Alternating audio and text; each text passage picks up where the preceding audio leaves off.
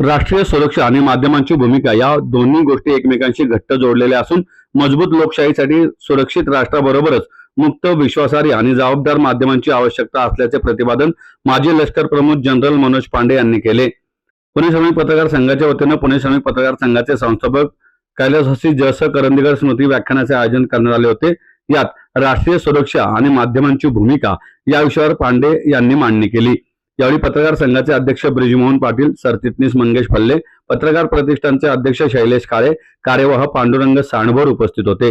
मनोज पांडे म्हणाले, राष्ट्रीय सुरक्षा ही केवळ सीमांचे रक्षण किंवा लष्करी ताकदीपुरती मर्यादित नसून आर्थिक स्थैर्य, सामाजिक ऐक्य, लोकांचा संस्थांवरील विश्वास, सायबर सुरक्षा आणि माहिती व्यवस्थापन यांचाही त्यात समावेश आहे. आजचे युद्ध केवळ सीमांवर लढले जात नसून माहिती, सायबर स्पेस, सोशल मीडिया आणि परसेप्शन मॅनेजमेंटच्या माध्यमातूनही लढले जात असल्याचे ते म्हणाले. रशिया युक्रेन युद्ध, मुंबईवरील 26/11 हल्ला, इस्रायल हमास संघर्ष यांचा संदर्भ देत त्यांनी माध्यमांनी संयम, जबाबदारी जपण्याची गरज अधोरेखित केली. थेट प्रक्षेपण, अप्रमाणित माहिती, सोशल मीडियावरील अफवा शत्रूंना मदत करू शकतात.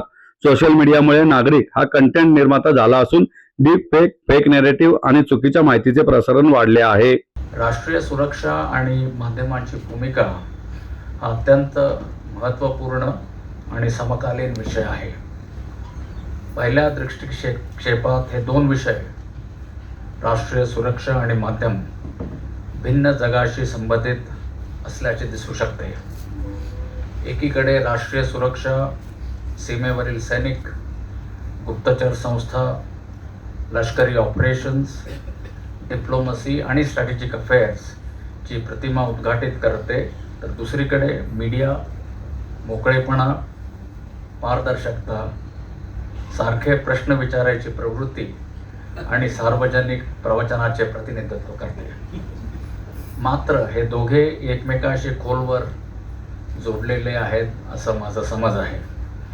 मजबूत लोकशाहीसाठी सुरक्षित राष्ट्र आणि मुक्त, विश्वासार्ह, जबाबदार माध्यमे या दोन्हींची आवश्यकता आहे.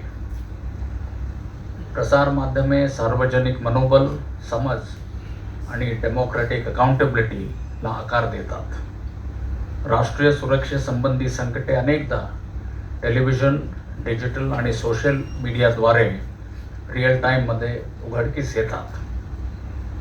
It is said that journalists are often first informers during conflict, disaster and terror incidents.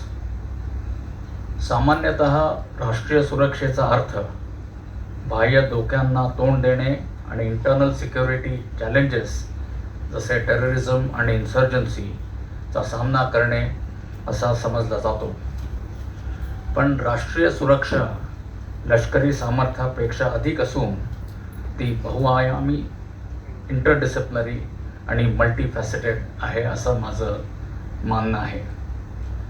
राष्ट्रीय सुरक्षेचे नवीन परिमाण केवळ धोरणात्मक नाही तर आर्थिक देखील आहेत. इकॉनॉमिक कोअर्शन, सामाजिक ध्रुवीकरण, दहशतवादी वृत्त्या, AI driven disinformation, deep fake आणि सिंथेटिक मीडिया हे राष्ट्रीय सुरक्षेला खरं आव्हानच आहे.